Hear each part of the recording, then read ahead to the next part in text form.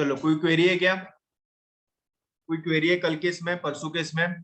Fraud के अंदर कोई भी क्वेरी होगी तो पूछो, नहीं तो मैं आगे बढ़ रहा हूँ। ठीक है चलो। अपन लोग क्या करते हैं अभी देखो, आपको ये चार्ट दिख रहा है? अभी चार्ट दिख रहा है पे? चार्ट दिख रहा है आप लोगों को? Yes sir. Yes sir. Okay okay okay okay ठीक है। देखो अपन लोग क्या कर रहे थे, अपन लोग फ्रॉड देख रहे थे। फ्रॉड के अंदर अपन लोग क्या कर रहे हैं, ऑडिटर का जो पॉइंट ऑफ व्यू है अपन लोग वो स्टडी कर रहे हैं। अब ऑडिटर का पॉइंट ऑफ व्यू फ्रॉड के अंदर क्या रहता है कि ऐसे सारा फ्रॉड जो कि मटेरियल मिसस्टेटमेंट करने वाला है, कहाँ पे? Of course in the financial statement. वो सारे फ्रॉड ऑडिटर को रिकॉर्ड करने का है, रिपोर्ट करने का है, वो सारी चीजें। मतलब फ्रॉड फ्रॉड के अंदर मटेरियल मिसस्टेटमेंट जो फ्रॉड कर रहा हूँ वो अपने को रिपोर्ट करने के है। ठीक है, तो बात ऐसी है शुभम, तो बात ऐसी है कि ऑडिटर्स पॉइंट ऑफ व्यू जब अपन लोग यहाँ पे स्टडी कर रहे हैं तो यहाँ पे आप लोगों को दो बातें डिस्कस करने की है।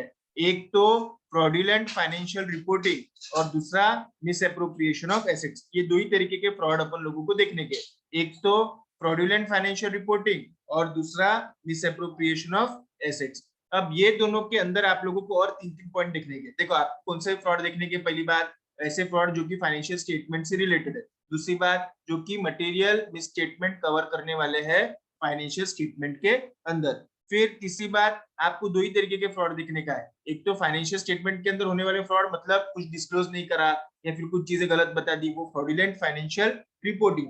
या फिर दूसरा misappropriation of assets. Of course misappropriation of assets में भी गुड्स का मिसएप्रोप्रिएशन हो सकता है या फिर फिक्स्ड एसेट का मिसएप्रोप्रिएशन हो सकता है, दोनों भी बात आ सकती है। ऑफ कोर्स मिसएप्रोप्रिएशन मतलब चोरी रहता है। अब इसके अंदर और तीन बात, इसके अंदर और तीन बात कौन सी है कि आपको फ्रॉडुलेंट फाइनेंशियल रिपोर्टिंग के अंदर तीन पॉइंट कवर करना पड़ते हैं, एक तो इंसेंटिव्स, दूसरा एटीट्यूड और तीसरा अपॉर्चुनिटीज। वही सिमिलर बात यहाँ पे मिसएप्रोप्रिएशन ऑफ एसेट में भी इंसेंटिव्स, एटीट्यूड्स और अपॉर्चुनिटीज।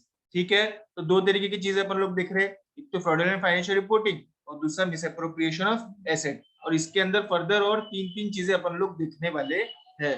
तो तीन तीन बातें अपन लोग यहाँ पे अब देखना चालू कर दे। समझ में आ रहा है आप लोगों को? दो ही बात देखने की है, एक तो फ्रॉडुलेंट फाइनेंशियल रिपोर्टिंग, दूसरा misappropriation of asset. Misappropriation of asset के अंदर तीन बात, फ्रॉडुलेंट फाइनेंशियल रिपोर्टिंग के अंदर तीन बातें देखने की है। समझ में आ रहा है कि जिस दिन अपन लोग फ्रॉड का टॉपिक स्टार्ट भी किया था उस दिन भी मैंने आप लोगों को बताया था कि कुछ पॉइंट के बेसिस के ऊपर अपन ये सब चीजों का इवैल्यूएशन करते हैं। ये देखो ये वाला पॉइंट था, अपन ने उस दिन देखा भी था कि अगर आप फ्रॉड देख रहे हैं तो मैनेजमेंट क्यों फ्रॉड करता है, ये कारण दिए हुए हैं।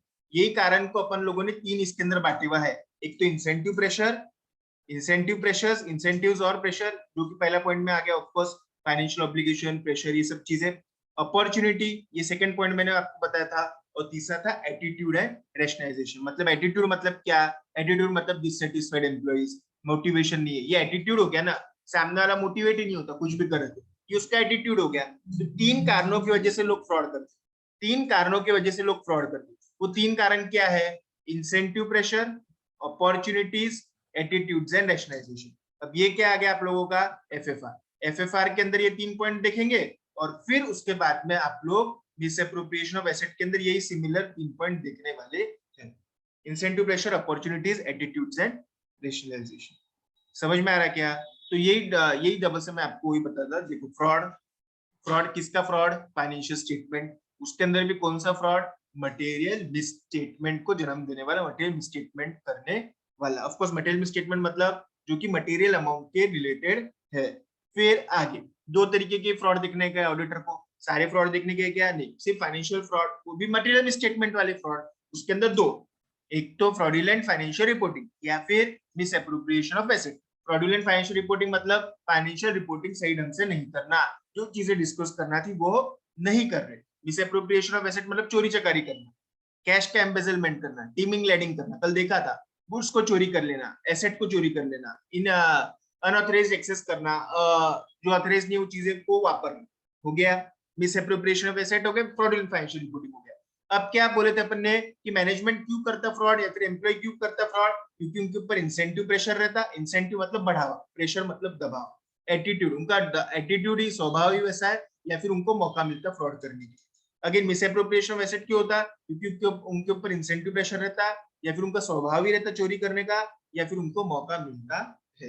तो जब भी मैं दो बातों को डिस्कस कर रहा है, पूरा चैप्टर इस बेसिस के ऊपर बेस्ड है। एफएफआर एमए, एफएफआर के अंदर 3 पॉइंट, एमए के अंदर 3 पॉइंट। इसके अंदर कोई डाउट है क्या आप लोगों को? तो पूछो, अभी मेरे को फटाफट पूछो। तो समझ रहा कि मैं क्या बोल रहा आप लोगों को? ये टेबल आप लोग भी निकाल लें। कोई डाउट है इसमें? साक्षी? नो सर, कोई डाउट नहीं है। ओके, किसको भी कोई डाउट होगा तो प्लीज पूछो। आज लोग कम क्यों है? टेस्ट है क्या आज? Yes sir. Very good. Test है तो यहाँ पे कम हो जाते लोग अपने आप, बराबर है।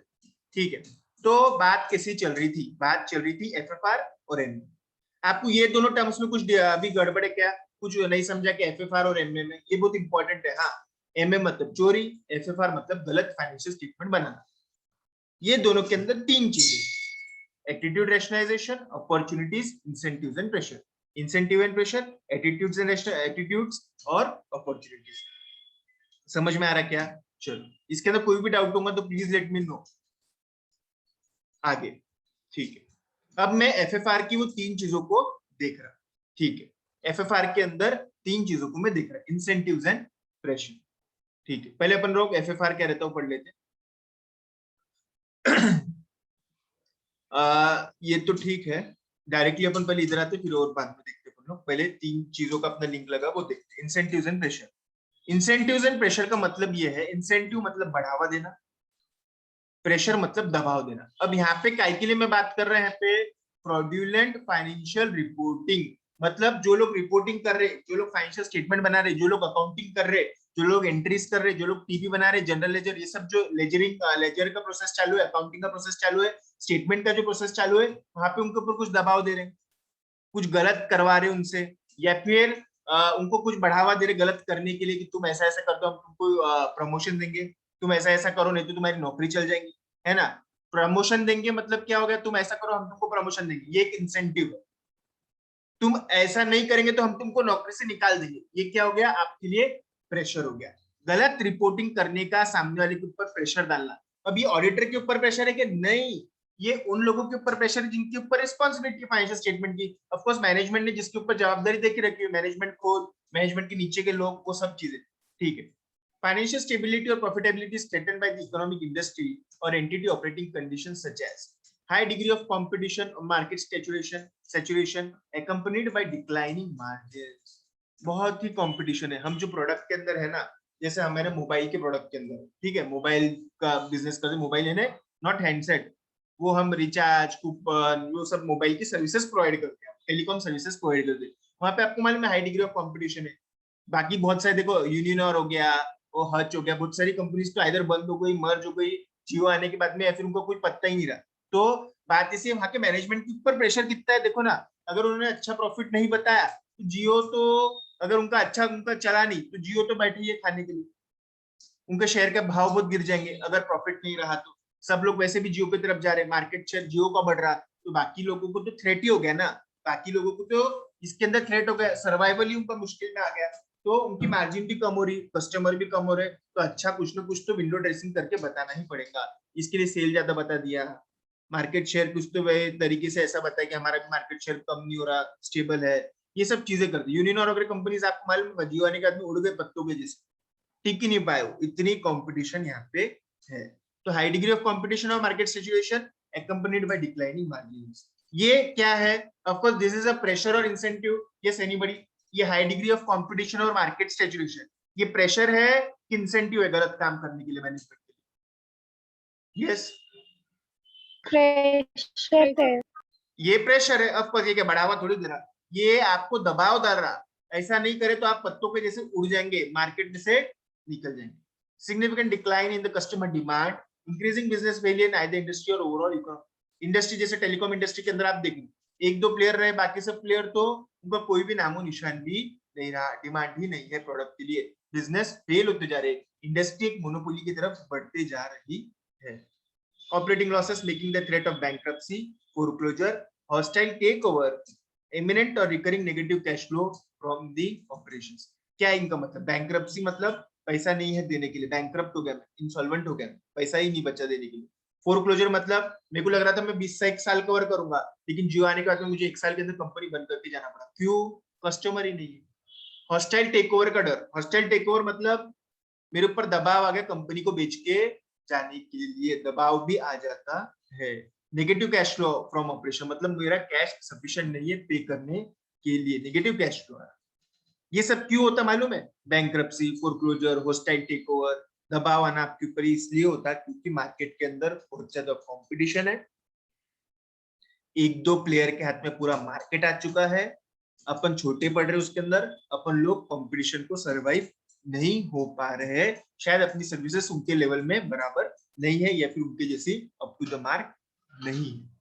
न्यू अकाउंटिंग, स्टैट्यूटरी और रेगुलेटरी रिक्वायरमेंट, जैसे नोटबंदी हुई, जीएसटी हुआ, स्टैट्यूटरी अकाउंटिंग रिक्वायरमेंट्स बहुत बदल गए जीएसटी आने के बाद में। नोटबंदी के बाद में रेगुलेटरी रिक्वायरमेंट्स बहुत बदल गए, बोले कैश जमा करोगे, अपना पूरा बिजनेस ही कैश में था, ऑनलाइन अपन थे नहीं कुछ, तो अपने को बहुत ज्यादा नुकसान हुआ है। तो समझ में आ रहा है क्या आपको कि ये सब के कारण क्या होता है, आपके ऊपर दबाव आता है। क्यों दबाव क्यों आ रहा है आपके ऊपर? क्योंकि ये सब चीजें गलत हो रही मेरी लाइफ में, ठीक है? तो मेरे ऊपर क्या आता? प्रेशर आता। प्रेशर क्या आता? फिर मैं क्या करता? इंसान जब प्रेशर में रहता ना, फिर कुछ भी गलत काम करने के लिए तैयार हो जाता। कौन गलत काम करने के लिए तैयार हो जाता? मैनेजमेंट की बात चालू है, वो लोग जो फाइनेंशियल स्टेटमेंट बनाते उनकी बात चालू है, उनको फिर विंडो ड्रेसिंग करना पड़ता, या फिर फाइनेंशियल स्टेटमेंट्स के अंदर कुछ झूठ सच बताना पड़ता, डिस्क्लोज नहीं करना पड़ता, सेल बढ़ाना पड़ता, ये सब चीजें करना पड़ती है। समझ में आ रहा है कि रीजंस? अब आपको क्या पूछ सकते मालूम है पेपर में? क्या प्रेशर के फैक्टर्स रहते हैं, क्या इंसेंटिव रहता है कंपनी को फ्रॉड करने के लिए इन फ्रॉडुलेंट फाइनेंशियल रिपोर्टिंग? तो उसके लिए लिखना हॉस्टाइल टेकओवर, बहुत ज्यादा कंपटीशन हो गया, नेगेटिव कैश फ्लोज हो गया, स्टेटरी रिक्वायरमेंट बदल गई, या फिर मार्केट सैचुरेशन हो गया, दो ही प्लेयर पूरे मार्केट को रूल कर रहे, मार्जिन बहुत कम हो रही, प्रॉफिट की मार्जिन सही है। ये सब बातें आप लोगों ने लिखना चाहिए, समझना बहुत जरूरी है। आगे अपॉर्चुनिटीज। अब अपॉर्चुनिटीज मतलब, अपॉर्चुनिटी मतलब फ्रॉड करने के लिए मौका भी मिलना जरूरी है। ऑफ कोर्स कहाँ पे मौका मिलता होगा? अरे ये सेनी बड़ी, कहाँ पे एम्प्लॉय को मौका मिलता होगा फ्रॉड करने के लिए? यस बताओ तो। मौका, मौका समझते ना, मतलब कोई भी चांस मिलता फ्रॉड करने का, कहाँ पे मिल सकता है चांस फ्रॉड करने का? बताओ। जहाँ बराबर कंट्रोल नहीं है कोई ऑफ चीज कोर्स का। जहाँ पे इंटरनल कंट्रोल वीक है, वहां पे ही फ्रॉड करने का अपॉर्चुनिटी रह सकता है। जहाँ पे बहुत ही स्ट्रॉन्ग कंट्रोल है, वहां पे फ्रॉड करने की अपॉर्चुनिटी मिलेगी नहीं। The nature of the industry or the entities operating operations provide opportunity to engage in the fraudulent financial reporting that can arise from significant related party transaction not in ordinary course of business, not in ordinary course of business, or with related entities not audited or audited by another firm. कैसा होता? हम RPT के साथ में व्यवहार करते हैं, हम आरपीटी के साथ में जैसे हम सीमेंट लेते हैं, आरपीटी रिलेटेड पार्टी से हम सीमेंट लेते हैं, 200 रुपए की बैग हम रिलेटेड पार्टी से 300 रुपए में लेते हैं। अब कैसा हो गया? अब हम सीमेंट ले रहे, अब वो सामने वाली जो पार्टी रिलेटेड पार्टी है उसका ऑडिट नहीं होता होगा, तो उसके कोई बुक्स ऑफ अकाउंट ही रखे जाते होंगे, बुक्स ऑफ अकाउंट ही रखे जाते होंगे, तो ये सब चीजें समझ में ही नहीं आती। समझ में आ रहा ना? ऑडिट नहीं है तो बुक्स ऑफ अकाउंट रखने जनरली चांस नहीं मिलता होगा। छोटी मोटी कोई फर्म है, वहां से आप कुछ चीजें खरीद रहे, और कभी कभी तो कुछ चीजें ऐसी कर रहे जो कि ऑर्डिनरी कोर्स ऑफ बिजनेस में भी नहीं है। जैसे मैंने कल भी बताया था, 5 करोड़ के नेट एसेट वाली फर्म को आप लोग 12 करोड़ में खरीदे, ये क्या हो गया? ये आपका ऑर्डिनरी कोर्स ऑफ बिजनेस है कि कंपनी लेवा बेची करना? Of course not. कोई सालों में जिंदगी में 1,000 बार कोई कंपनी खरीदता और बेचता, ठीक है? तो बात ऐसी ऑर्डिनरी कोर्स ऑफ बिजनेस में नहीं है। आप कोई चीज खरीद रहे, वो भी क्या खरीद रहे? आप कंपनी खरीद रहे, उसको नेट एसेट से ज्यादा पेमेंट कर रहे। आप गुडविल के नाम पे कंपनी खरीद रहे, वो ज्यादा पेमेंट कर रहे। तो ये कैसा है? अगर वहां पे चीजें सही नहीं है तो चीजें ढूंढना बहुत ही मुश्किल हो जाता है, ठीक है? रिलेटेड पार्टी ट्रांजेक्शन्स के अंदर जनरली होता है। या फिर जैसे आपने बिटकॉइन का बिजनेस किया, ठीक है? बिटकॉइन का बिजनेस भारत में तो कर नहीं सकते, लीगली अलाउड नहीं है। आपने सब्सिडरी के थ्रू एक पनामा आइलैंड्स के अंदर कंपनी खुल के रखी हुई है। पनामा आइलैंड में कोई है ही नहीं, टैक्स नहीं है वहां पे, तो वहां पे प्रॉफिट भी हो रहा, तो क्या हो गया? वहां पे प्रॉफिट के ऊपर टैक्स नहीं है, वहां का प्रॉफिट फिर रूट होते होते होते होते होते होते होते इंडिया के अंदर सब्सिडरी के थ्रू अपने आप पे आता है। तो कैसा हो जाता कि जहां पे जो पार्टी के साथ में आप व्यवहार करें, जो पार्टी के साथ में आप लोग डील करें, जैसे आप यहाँ पे कंपनी हो, एबीसी नाम की आपकी कंपनी, आप ये कंपनी के साथ में डील कर रहे हैं, ये कंपनी के कोई रिकॉर्ड ही नहीं है तो फिर मुश्किल हो जाता। ये कंपनी टैक्स 7 में लोकेटेड है तो मुश्किल हो जाता। ये कंपनी के अंदर आप डायरेक्ट व्यवहार नहीं करें, सब्सिडरी ऐसा स्टेजेस के अंदर आप व्यवहार कर, आप इनसे इनसे इनसे इनसे फिर इनसे व्यवहार कर रहे, तो कैसा हो जाता, बहुत मुश्किल हो जाता है ये सब चीजें के लिए। और फिर कैसा हो जाता, अगर सामने वाली चीजें कोई देखने वाला ही नहीं वहां पे, तो फिर वहां पे फ्रॉड करने का मौका मिल जाता है। मतलब क्या, देखो कि एक व्यक्ति, उसको चोरी करने की आदत है, उसको चोरी करने की आदत है, वो चोरी कहाँ पे करेगा, जहाँ पे कंट्रोल वीक है। अब एक जगह है लेकिन वहाँ पे, एक जगह कंट्रोल तो है लेकिन वहाँ पे कैमरा जो है ना वो बंद पड़ा रहता है, तो वहाँ पे क्या हो जाएगा, उसको चोरी करने का मौका ही मिल जाएगा। समझ में आ रहा क्या, कि यहाँ पे कैमरा ही नहीं है तो क्या, कोई पकड़ ही नहीं सकता। पनामा आइलैंड में टैक्स नहीं लगता, पनामा आइलैंड में टैक्स नहीं लगता, तो वहाँ पे पकड़ने का चांस ही नहीं मिलता, चांस नहीं रहता। समझ में आ रहा ना, कि जैसे एक व्यक्ति को चोरी करने की आदत है, मंदिर में वो जाके चोरी करता है, ठीक है, मंदिर में कैमरा रहे तो चोरी नहीं करता, उसको मालूम पकड़े जाएंगे। एक मंदिर उसको मिला जहाँ पे कैमरा नहीं है, या फिर कैमरा है तो मंदिर, फिर उसको क्या हो जाएगा, उसको एकदम सीधा सीधा मौका मिल जाएगा चोरी करने के लिए। अपॉर्चुनिटी मिलना चाहिए सामने वाले को।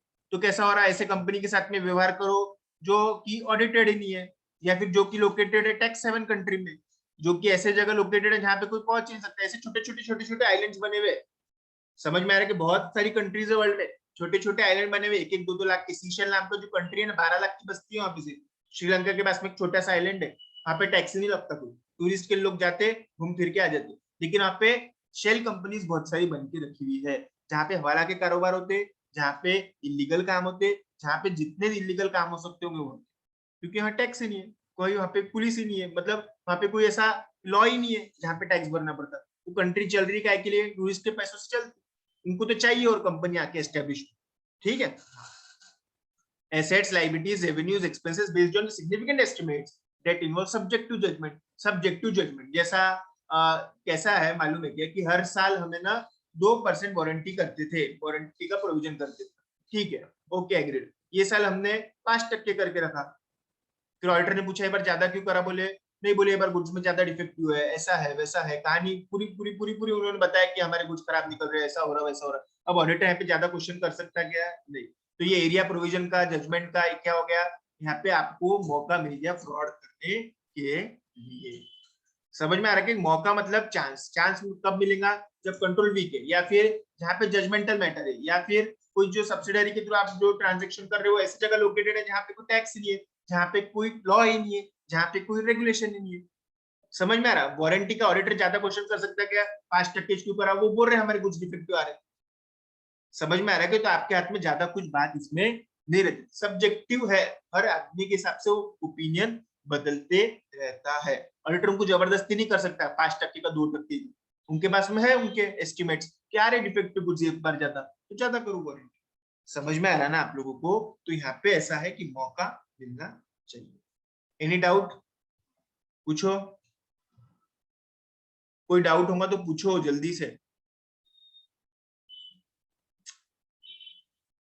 ठीक।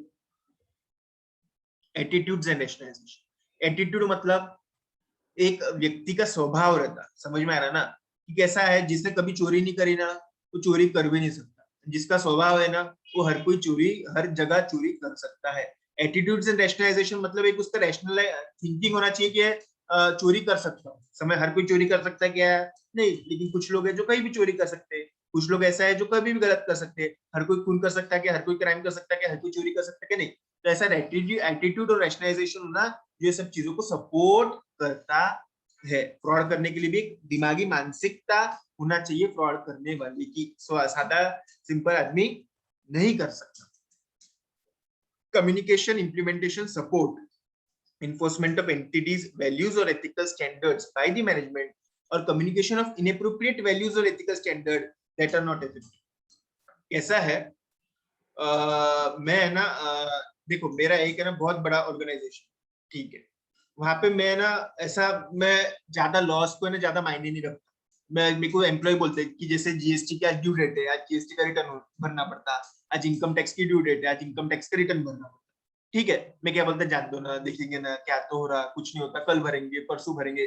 मैं हर चीज ऐसा, मतलब प्रोक्रेस्टिनेशन समझता ना, आपको चीजों को टालते रहना, प्रोक्रेस्टिनेशन मतलब टालते रहता, मैं देखेंगे ना क्या तो हो रहा, क्या जेल थोड़ी हो जाएगा, क्या फांसी थोड़ी लग जाएगी, मैं I keep on procrastinating the things, मैं चीजों को टालते ही रहता।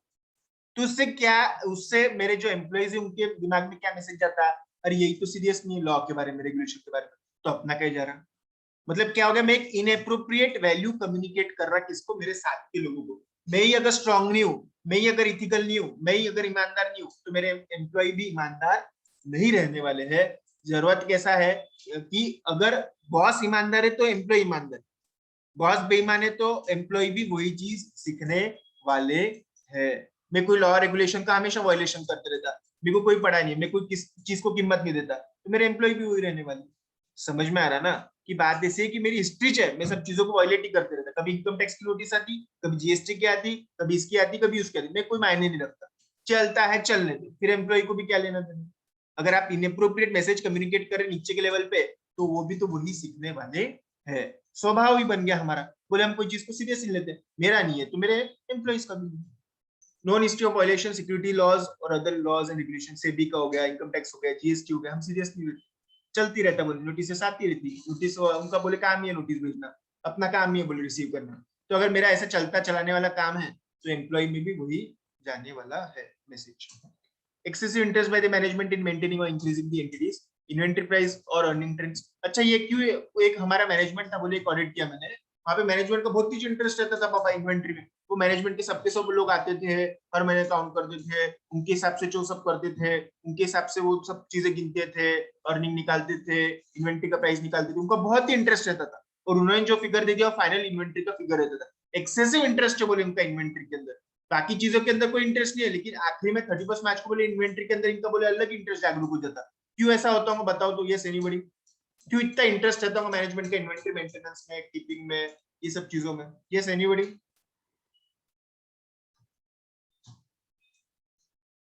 बोलो, मेरे को पूछना पड़ेगा, ठीक है। तेजस गांधी बोलो तो।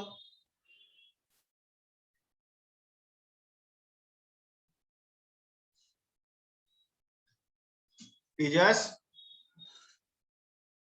हेलो, सुने नहीं आ रहा आप लोगों को?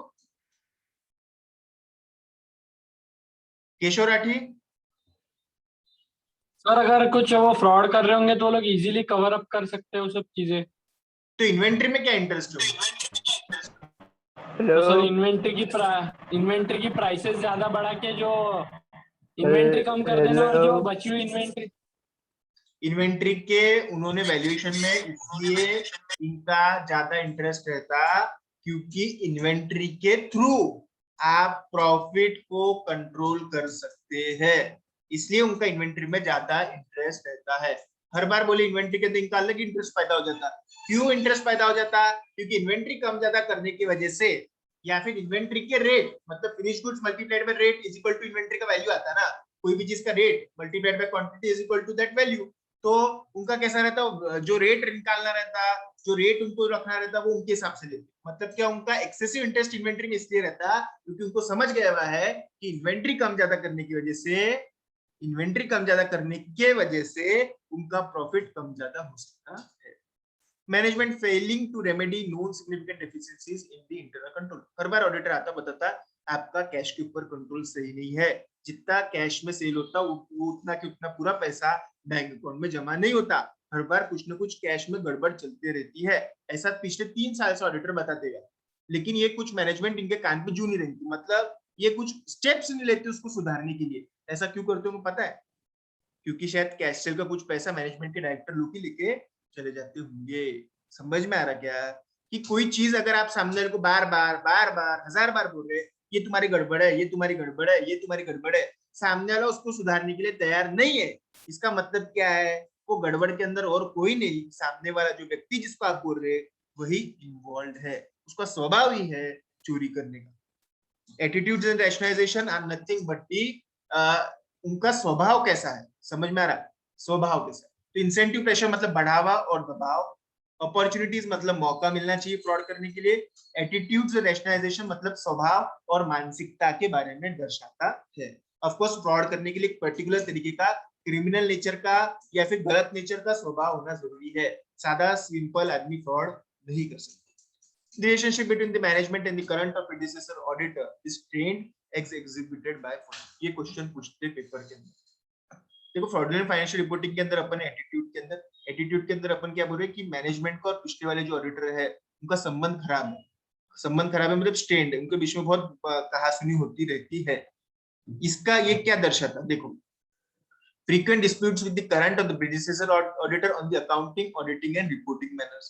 ये जजमेंट कुछ अलग ही तरीके से लेते हैं, प्रोविजन कुछ अलग ही तरीके से बनाते हैं, अकाउंटिंग असम्पशन सही नहीं वापरते। जैसे आपको मालूम है एक्चुअल बेसिस के ऊपर अकाउंटिंग होना चाहिए, कट ऑफ प्रोसीजर्स अप्लाई होना चाहिए, ये इनका नहीं है बराबर। ऑडिटर का और इनका झगड़ा होते रहता है। ये क्या दर्शाता है? ऑडिटर और मैनेजमेंट का बार बार झगड़ा होता है, मतलब इनके बीच में डिस्प्यूट है। ऑडिटर जो बोलता है मानते हैं, इसका मतलब क्या है? इनको सुधरना नहीं है, गड़बड़ ये लोग करते रहते हैं। Restrictions on auditor that inappropriately limit access to the people or information. पूरी इन्वेंटरी चेक नहीं करना, इन्वेंटरी का हम जो वैल्यू देंगे वही लेना। ये सब क्या दर्शाता है? इनकी मानसिकता ही चोरों की है, फ्रॉड की है, गलत काम करने की है। Domineering management behaviour, domineering management behaviour मतलब दबाने की कोशिश करना है सामने वाले। In dealing with the auditor, especially involving attempt to influence the scope, उसका स्कोप कम करना, बोलिए इससे मत बात करो, वो मत चेक करो, ये मत देखो, वहां मत जाओ, जॉब वर्कर को मत भेजो, एक्सटर्नल कंफर्मेशन मत करो, ये मत करो, वो मत करो।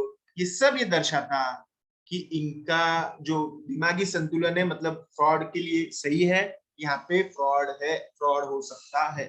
स्वभाव दर्शाता है आदमी का कि वो क्या काम कर सकता है। ये जो बता रहा है डिस्प्यूट होते बोले, रिस्ट्रिक्शन लगाता है ऑडिटर के ऊपर, यहाँ नहीं देखना, वहां नहीं जाना, ये नहीं चेक करना, वो नहीं चेक करना। मैनेजमेंट हमेशा दबाव डालते रहता है ऑडिटर के ऊपर, जल्दी दो रिपोर्ट, जल्दी दो, आज ऑडिट चालू किया, बोले 4 दिन बाद रिपोर्ट मांग रहे। इसका मतलब क्या? इनको पूरा चेक कराना नहीं है, इनका स्वभाव ठीक नहीं। ठीक है, तो बात हुई, दर्शा रहे कि यहाँ पे चीजें सही नहीं है। ठीक है, इसमें कोई डाउट होगा तो पूछो। तो Yes, anybody, any point? Shreya, आला निकास? चलो ठीक है। अब अपन लोग क्या देखने वाले? देखो मैंने अभी आपको एफएफआर में की ये 3 बातें बताई, ठीक है ना? ये 3 बातें अपन लोगों ने भी डिस्कस की। अब एमए में की ये 3 बातें डिस्कस कर लेते हैं अपन लोग, ठीक है ना? एमए में की 3 बातें डिस्कस कर लिया तो अपना ये चार्ट पूरा हो जाएगा। Incentives and pressure, opportunities and attitudes and rationalization. Incentives and pressure. Personal financial obligation may create pressure on the management or employees with access to the cash or the assets susceptible to theft to misappropriation of those assets. कैसा है? मेरे को है ना, मेरे बच्चे school में जाते हैं, ठीक है? उनकी स्कूल की फीस देना पड़ती है, 5 लाख रुपए साल की उनकी फीस है। मेरे पास अभी पैसे नहीं खत्म हो गए, फीस की ड्यू डेट आ गई, तो फिर अब मेरे को क्या करना पड़ेगा? मैं तो कैश ही हैंडल करता, मैं बैंक में हूँ, मैं कैश हैंडल करता, बैंक की बात करते हैं, ठीक है? मेरे को प्रेशर है मेरे ऊपर, मेरे बच्चे की आज स्कूल की फीस भरना जरूरी है, मेरे ऊपर प्रेशर है, मेरे पास में पैसा नहीं, फिर ऑफ कोर्स मैं क्या करूंगा बताओ? तो क्या करूंगा मैं? ये प्रेशर की वजह से, मैं ये प्रेशर की वजह से ये सोचूंगा कि यार कहीं ना कहीं कैश मेरे पास आ जाती तो बहुत अच्छा है, क्योंकि मेरी जरूरतें है, पर्सनल फाइनेंशियल ऑब्लिगेशन है, उसके कारण मैंने चोरी किया। Adverse relationship with the entity and the employees with access to cash, other assets susceptible to theft. Susceptible to theft मतलब जैसे cash is an asset that is susceptible to theft. Susceptible मतलब it is prone. Cash चोरी होने के chances बहुत ज्यादा है। मेरे को एक बात बताओ, आपके यहाँ पे कैश ऐसी छोड़ देते कि घर में सामने पड़ा रहता है, ड्राइंग रूम में, दीवान पे, टेबल पे, इधर उधर कैश पड़ी रहती क्या? यस और नो में जवाब देना। कैश ऐसी पड़ी रहती कि अपने यहाँ कैश कभी भी ऐसी पड़ी हुई नहीं? नो। क्यों क्यों क्यों? क्योंकि वो ससेप्टेबल टू थेफ्ट है, चोरी होने के बहुत ही ज्यादा चांसेस है। कोई टीवी का रिमोट हो गया, सोफा हो गया, आप अंदर छुपा छुपा के रखते के सोफा, दीवान set, TV, flower pot, dining table नहीं, वो तो खुलेआम पड़ा रहता है ना? जबकि कैश अंदर छुपा छुपा के, जितना अंदर छुपा सकते, लॉकर के अंदर, लॉकर के अंदर, लॉकर के अंदर, लॉकर, 4 लॉकर, अलग अलग चाबी, ठीक है? वो अपन क्यों छुपा छुपा के रख रहे? क्योंकि वो ससेप्टेबल टू थेफ्ट है, कैश है ना? Gold is susceptible to theft है। दीवान कौन लेके जाएंगे सर पे उठा के, है ना? ठीक है। फॉर एग्जांपल एडवर्स रिलेशनशिप में भी क्रिएट, एक तो क्या है? पर्सनल फाइनेंशियल ऑब्लिगेशन, उसकी वजह से लोग चोरी करते हैं।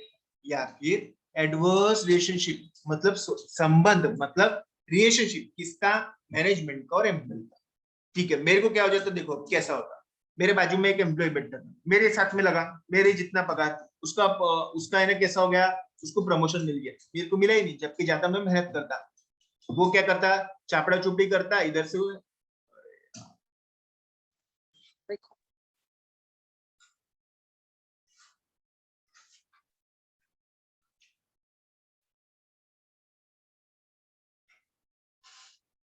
हाँ ठीक है, तो कैसा हो जाता, मेरे साथ में एम्प्लॉय था, ठीक है, उसको प्रमोशन मिल गया, मुझे प्रमोशन मिला नहीं, तो क्या हो जाएगा इसके अंदर बात ऐसी हो जाती कि मेरा और मैनेजमेंट का रिलेशनशिप स्ट्रेच हो जाता, खराब हो जाता। फिर मैं क्या करूंगा, मैं कंपनी को नुकसान पहुंचाने की कोशिश करूंगा। जान देना बोले कितना भी काम करे तो क्या, इनकी तो कोई कीमत ही नहीं है, तो एक काम करो, ऐसा पैसा ही चोर लो, एसेट को ही नुकसान पहुंचा दो।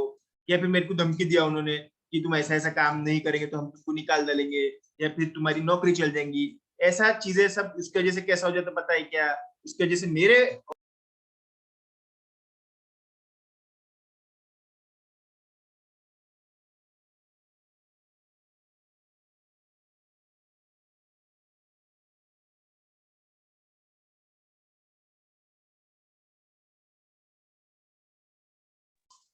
सॉरी थोड़ा कनेक्शन का प्रॉब्लम जा रहा है, ठीक है। कैसा होता, अगर अगर बार बार कैसा हो रहा कि इसके अंदर मेरे साथ वाले एम्प्लॉय को सैलरी हाइक मिल रहा, मेरे को नहीं मिल रहा, मेरे साथ वाले एम्प्लॉय को प्रमोशन मिल गया, मुझे मिला नहीं, मेरे साथ वाले एम्प्लॉय को वैसे ही रख रहे और मेरे को बोल रहे कि तुमको हम अगले महीने निकाल डालेंगे। समझ में आ रहा, तो ये कैसा हो रहा है, इसकी वजह से मेरा और मैनेजमेंट का जो रिलेशनशिप है वो बहुत स्ट्रेच हो रहा। मैं उनके खिलाफ अब सोच रहा, बुरा सोच रहा, वो मेरे खिलाफ बुरा सोच रहे, मैं उनके खिलाफ बुरा सोचा, तो फिर मैं क्या करता, जान देने बोले वैसे भी तो अगले महीने मुझे निकालने वाले, तो मैं यहाँ पे कैश चोरी कर लेता, एसेट को नुकसान पहुंचा देता। समझ में आ रहा क्या, अगर मेरे हिसाब से चीजें नहीं हुई तो क्या करना चालू कर देता, मैं कंपनी को नुकसान पहुंचाना चालू कर देता। कंपनी में कैश चोर लिए, एसेट चोर लिए, सॉफ्टवेयर चोर लिए, ये सब चोरी चकारी की चीजें हो सकती है। ये क्यों हो रही चोरी चकारी की चीजें, ये चोरी चकारी की चीजें इसलिए हो रही क्योंकि वहां पे मेरे हिसाब से चीजें नहीं चल रही है। समझ में आ रहा ना, तो दो बातें अपन लोगों ने देखी, एक तो एडवर्स रिलेशनशिप और दूसरा पर्सनल फाइनेंशियल ऑब्लिगेशन। समझ में आ रहा क्या, तो मैंने यहाँ पे दो बातें देखी है, risk factors arising from misstatement, arising from misappropriation of asset. इसके अंदर इंसेंटिव्स एंड प्रेशर, इसमें दो प्रेशर देखे मैंने। एक प्रेशर था मेरा खुद का पर्सनल फाइनेंशियल ऑब्लिगेशन, जो पैसे देने का है किसी को। दूसरा, मेरे relationship with management are not good, मेरे रिलेशनशिप विद मैनेजमेंट अच्छे नहीं है, इसलिए मैं ये सब चीजें कर रहा हूँ। और मेरे रिलेशनशिप विद मैनेजमेंट क्यों अच्छे नहीं है, क्योंकि मुझे निकालने वाले हैं, या फिर मुझे कंपेंसेशन सही ढंग से सैलरी नहीं मिल रही, या फिर प्रमोशन दूसरों को मिल रहा, मेरे को नहीं मिल रहा, मेरे जितने एक्सपेक्टेशन उतना मुझे पैसा नहीं मिल रहा, फिर मैं यहाँ पे गलत काम करना चालू कर देता हूँ। समझ में आ रहा, ठीक है। तो दो तरीके के प्रेशर, एक तो पर्सनल फाइनेंशियल प्रेशर, दूसरा प्रेशर है adverse relationship of entity and employees. opportunities, certain characteristics or circumstances may increase the susceptibility of assets to misappropriation। मतलब कुछ फीचर्स, कुछ सर्कमस्टांसेस, कुछ मौके एम्प्लॉय को मिलते हैं जिसकी वजह से वो गुड्स को चोरी कर सकते हैं, गुड्स या फिर एसेट, दोनों भी चीजें यहाँ पे आ रही। For example, opportunities to misappropriate asset increase when there are the following। देखो मैं आपको डबल से बोल रहा कि पेपर में ये पूछ सकते हैं, पेपर में ये पूछ सकते हैं, तो आपको ये तीनों चीजें, मतलब इसमें की भी तीन चीजें और इसमें की भी तीन चीजें, ये ध्यान में रखना पड़ेगा, इसके बिना होने वाला नहीं है। सिंपल सिंपल बातें हैं, ये ध्यान में रखना जरूरी है, ठीक है। क्या क्या अपॉर्चुनिटीज है, बहुत सारा कैश पड़ा रहता, बोले इनकी आदत है, बोले बैंक में कंपनी ने आदत लगाई कि कैश जमा होती है बैंक में जमा करो, बहुत सारा कैश लॉकर भर भर के कैश पड़ा रहता, तो फिर किसी की भी नियत खराब हो सकती है। Inventory items at a small in size, high of value और हाई इन डिमांड। छोटी छोटी इन्वेंटरी, जैसे आपको मालूम है ऐसी कौन सी इन्वेंटरी रहती होगी जो साइज में बहुत कम है लेकिन वैल्यू में बहुत ज्यादा है? Yes anybody? साइज में बहुत कम है, वैल्यू में बहुत ज्यादा है, बोलो, अरे बोलो, संपदा रेले बोलो तो।